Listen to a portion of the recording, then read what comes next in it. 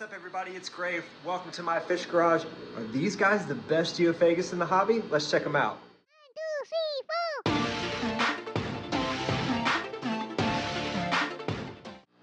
4. Alright guys, so I had to do a video on one of my favorite tanks in the entire fish room.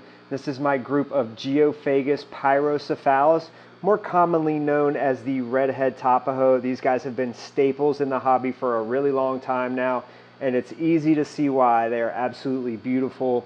As far as Geophagus go, their colors I think match anybody out there, and they stay a pretty manageable size. So for most hobbyists, they don't have to have the huge tanks.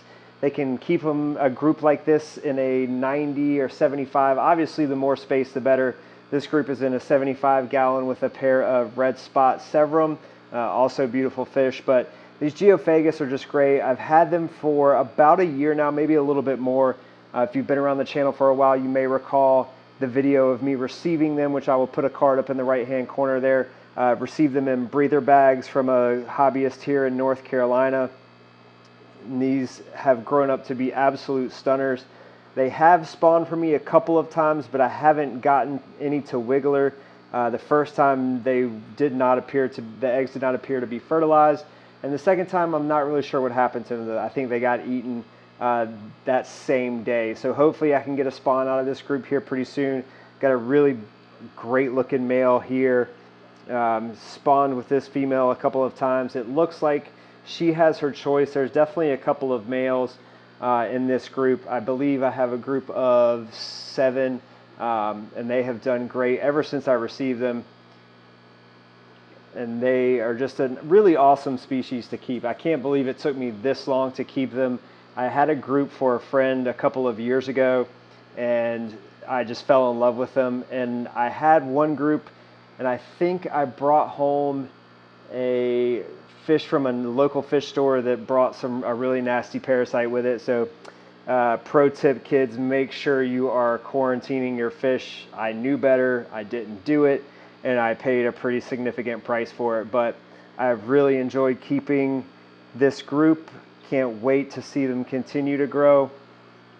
Just really beautiful fish, really stunning blues. And this happens relatively quickly, even when they're pretty young. So when you get them, if you see them in a local fish store or you order them online and they're just an inch and a half, and again, I'll reference back to that first video of them, they're going to be pretty drab and gray, but as they grow, they really that blue starts to pop in their fins, and that red starts to pop on their forehead, and they just turn into a really, really beautiful fish from what is kind of a boring fish at the beginning. But lots of personality.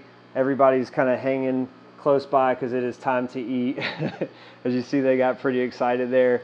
And they just pick at the sand. I smoothed out this sand yesterday, and as you can see, they've gone around the corners here, and they've gone around that driftwood and around the pots, and they've just picked all that sand. That's obviously where the name Geophagus or Earth Eater comes in.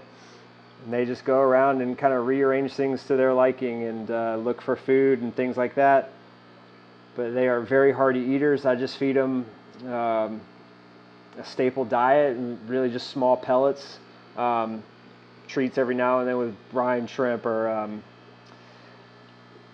bloodworms. Sorry, I went blank there for a second. But yeah, I mean, it's really easy fish to keep their water clean, regular water changes.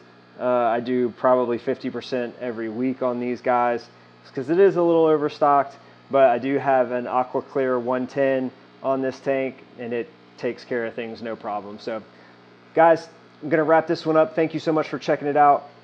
Give me a thumbs up, subscribe to the channel if you've liked what you've seen so far, and I'll see you guys next time.